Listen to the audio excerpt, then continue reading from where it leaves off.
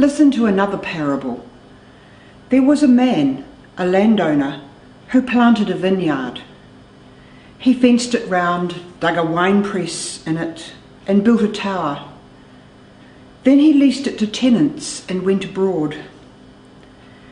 When vintage time drew near, he sent his servants to the tenants to collect his produce. But the tenants seized his servants, thrashed one, killed another, and stoned a third.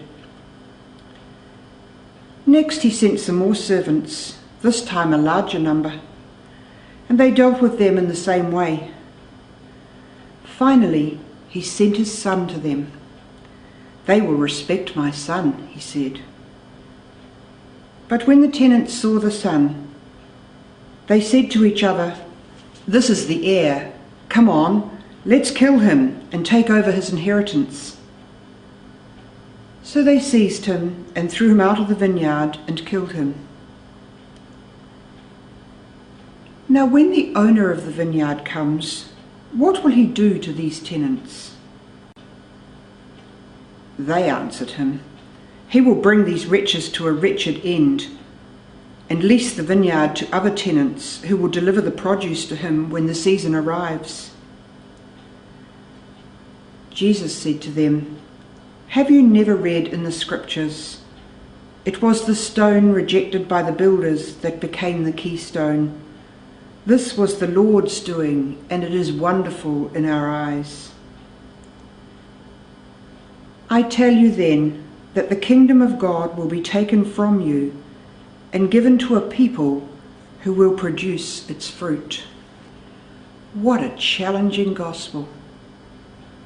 I read it in preparation for this and I was reflecting on it and thinking, my goodness, it's full of people doing the wrong things and then getting severely punished at the end. What is God trying to say to us? Of course, for Jesus' listeners, this had a lot of relevance because they were surrounded by vineyards which had tenants in them, and then there were servants sent to collect the dues and make sure the produce was going all right. Jesus was having a bit of a crack at the Pharisees and Sadducees here. They were like the tenants of God's vineyard, and they were not helping people, and they didn't deliver the goods, so to speak. So when I think about that in my life, I sometimes think, well, God has trusted me with a vineyard.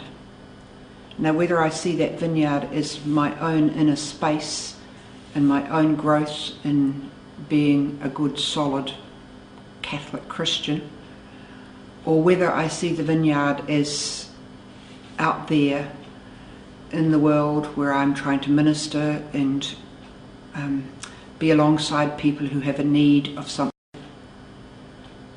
then I still have a job to do, and I still have to bring all my talents to this vineyard, and I still have to welcome the servants who come, other people who want something from me. If I turn them away, and maybe that's the vulnerable part of myself, I might be thrashing, or somebody out there who I don't particularly like and I turn a cold shoulder to. If I do that, I'm like the tenants who turned away the servants, and my due will be an unhappy one. However, if I work at my vineyard, if I till it, if I protect it from marauding whatevers, if I make sure that the soil is tilled and the watering is done, and I am conscientious about this, then the kingdom of heaven will be expanded in some way.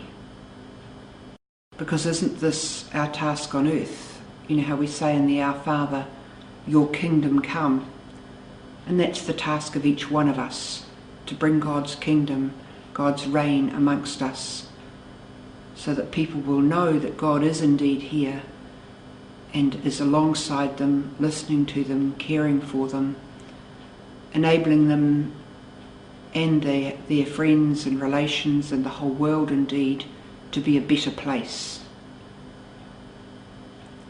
Maybe as a result of hearing this gospel, we might be invited to pray for peace more surely, because this vineyard was not a very peaceful place.